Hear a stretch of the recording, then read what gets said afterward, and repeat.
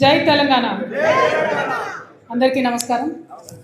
ఇవాళ ఉమ్మడి ఆదిలాబాద్ జిల్లా నుంచి అదేవిధంగా రాష్ట్ర వ్యాప్తంగా అన్న గౌరవనీయులు పెద్దలు బోడ జనార్దన్ అన్న గారి నాయకత్వంలో పనిచేసినటువంటి వారి అభిమానులు, వారి ఫాలోవర్స్ అందరూ కూడా పెద్ద ఎత్తున వచ్చి తెలంగాణ రక్షణ సేనను బలపరచడానికి మరి బోడ జనార్దన్ గారి ఆధ్వర్యంలో ఈ పార్టీలో చేరుతున్నందుకు మీ అందరికీ కూడా హృదయపూర్వకంగా సాదర స్వాగతం తెలియజేస్తాం. మరి అదేవిధంగా రియాజ్ అహ్మద్ గారు హెచ్ఎంఎస్ అధ్యక్షులు, సెక్రటరీ గారు, అట్లానే మన టీఆర్ఎస్ పార్టీలో గౌరవ సీనియర్ నాయకులు, అట్లానే మక్కోల సీన్ అన్న గారు, రూప్ సింగ్ అన్న గారు, అన్నతో బోడ జనార్దన్ అన్నతో చేరుతున్నటువంటి నాయకులందరికీ హృదయపూర్వకంగా మళ్ళొకసారి స్వాగతం, సుస్వాగతం.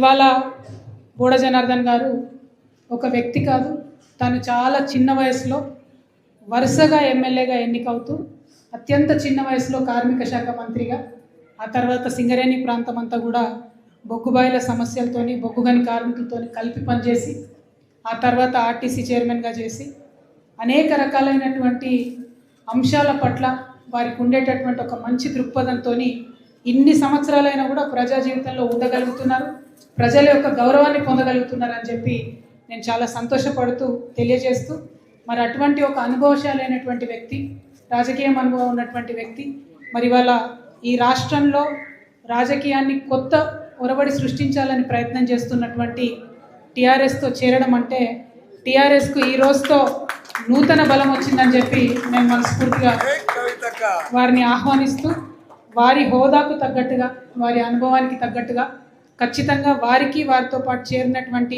ప్రతినిధులందరికీ కూడా ప్రాధాన్యత ఉంటుందని చెప్పి ఈ సందర్భంగా నేను తెలియజేస్తూ ఉన్నాను. మరి అదేవిధంగా వారు కార్మిక శాఖ మంత్రిగా ఉన్నారు. ఈ రాష్ట్రంలో మొన్ననే ముఖ్యమంత్రి గారు కార్మికుల కోసం అనౌన్స్మెంట్ చేసిండు. ఏమని? మేము మినిమం వేజ్ ప్రైసెస్ని ఫిక్స్ చేస్తున్నాము, ఇన్ని ఏండ్లలో ఎవరు ఫిక్స్ చేయలేదు, మేము చేసినామని చెప్పారు. కానీ శుద్ధ అబద్ధం చెప్పారు ముఖ్యమంత్రి గారు. ఒక 6 ఏళ్ల కిందట గౌరవ ముఖ్యమంత్రి గారు, అప్పుడు ఆయన ఎంపీ మల్కాజ్గిరిగా ఉన్నప్పుడు, ఆనాడు ఉన్నటువంటి ముఖ్యమంత్రి గారికి ఒక లేఖ రాస్తాడు తను. ఏమని? మినిమం సపోర్ట్ వేజెస్ 20,000 గ్యారంటీగా ఉండాలని. ఆయన ఏ కేటగిరీకి అయితే 20,000 ఉండాలని రాసిండో, ఇవాళ అదే కేటగిరీకి 18,000 ముఖ్యమంత్రి గారు అనౌన్స్ చేయడం జరిగింది, 16,000 ముఖ్యమంత్రి గారు అనౌన్స్ చేయడం జరిగింది. అంటే ఒక 6 ఏళ్ల కింద కోవిడ్లో 2020 సంవత్సరంలోనే 20,000 ఉండాలని రాసిన ముఖ్యమంత్రి గారు అదే కేటగిరీకి 6 ఏళ్ల తర్వాత 4,000 తగ్గించి 16,000 ఉండాలని చెప్తున్నారంటే మరి ఆయన ఎంత అబద్ధం ఆడుతున్నారు, ప్రజల్ని ఏ విధంగా మోసం చేస్తున్నారు అన్న విషయం స్పష్టంగా అర్థమవుతుంది. అదేవిధంగా సింగరేణి గురించి అన్నకు తెలుసు, రియాజ్ అన్నకు తెలుసు, ఇక్కడ ఉన్న మనందరికీ కూడా తెలుసు. దోపిడీకి గురవుతున్నది సింగరేణి. కంప్లీట్గా కార్మికుల యొక్క చెమటను, రక్తాన్ని పీల్చుకొని తినేటటువంటి పరిస్థితి ఉన్నది. ఇవాళ మామూలు దోపిడీ కాదు. ఒక సోలార్ పవర్ ప్లాంట్ పెడితే ₹1 జరగాల్సినటువంటి పనిని 10 రూపాయలు వాల్యుయేషన్ చేసి బీభత్సమైనటువంటి దోపిడీకి ఇవాళ కాంగ్రెస్ ప్రభుత్వం తెరలేపుతున్నది.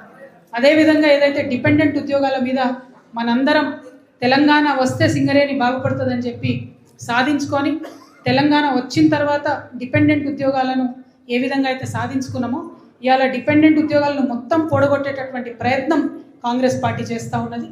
వారికి ఐఎన్టీయూసీ ఇవాళ అధికారంలో ఉండొచ్చు కాక, ఆ చుక్కపాటితో తోకపాటితో కలిసి ఇద్దరు అధికారంలో ఉండొచ్చు కాక, కాకపోతే ప్రతి ఒక్క కార్మికుడి హక్కుని కాల రాజేసిందే ఈ 2 సంఘాలని మనం చెప్పక తప్పదు. మరి ఇక్కడ రియాజ్ అన్న ఉన్నారు, అనేక సందర్భాల్లో ప్రతి అంశంలో కొట్లాడుతున్నటువంటి వ్యక్తి.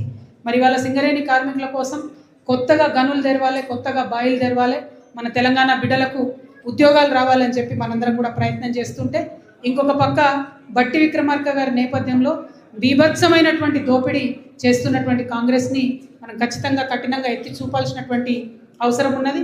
సింగరేణి ఏరియాలో రియాజ్ అన్నకు కూడా మంచి బలం వచ్చినట్టే అని చెప్పి నేను మనస్ఫూర్తిగా నమ్ముతా ఉన్నాను. అదేవిధంగా ఆర్టీసీలో కూడా అన్న చైర్మన్గా పనిచేసింది. మరి ఆర్టీసీ కార్మికులకు కాంగ్రెస్ ప్రభుత్వం ఇచ్చినటువంటి మాట ఏంటిది? ఆర్టీసీని సంపూర్ణంగా విలీనం చేస్తాం ప్రభుత్వంలో అని చెప్పారు. కానీ మొన్న రాజుగౌడ అనేటటువంటి డ్రైవర్ ఆత్మ బలిదానం చేసుకొని చనిపోయేంత వరకు కూడా కనీసం ఆ ఊసెత్తలేదు. 2.5 ఏళ్ళు టైంపాస్ చేసుకుంటూ పోయారు.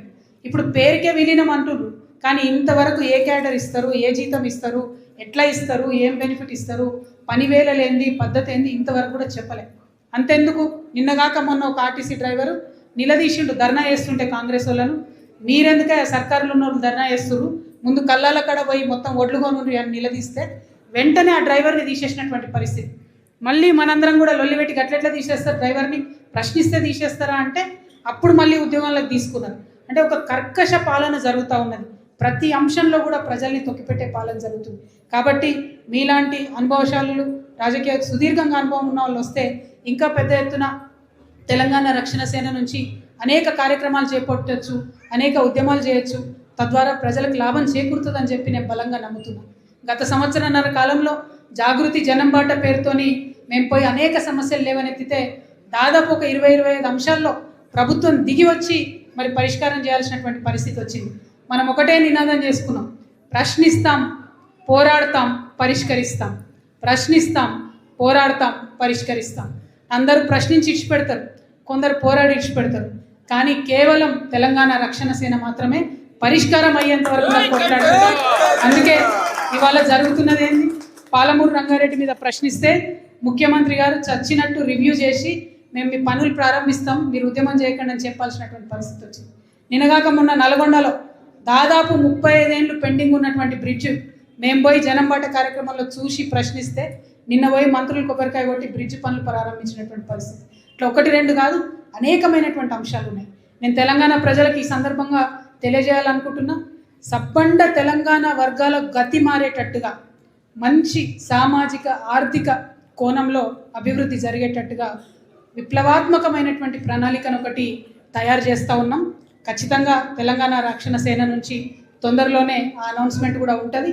అద్భుతమైనటువంటి ఒక చర్యను చేపట్టబోతూ ఉన్నాం, మంచి ప్రణాళికను రూపొందిస్తూ ఉన్నాం.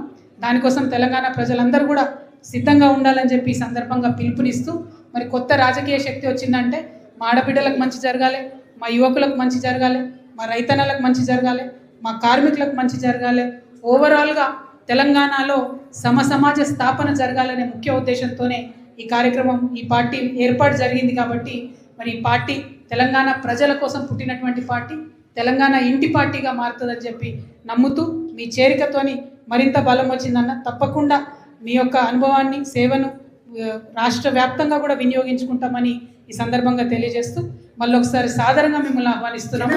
జై తెలంగాణ, జై తెలంగాణ, జై టిఆర్ఎస్, జై టిఆర్ఎస్.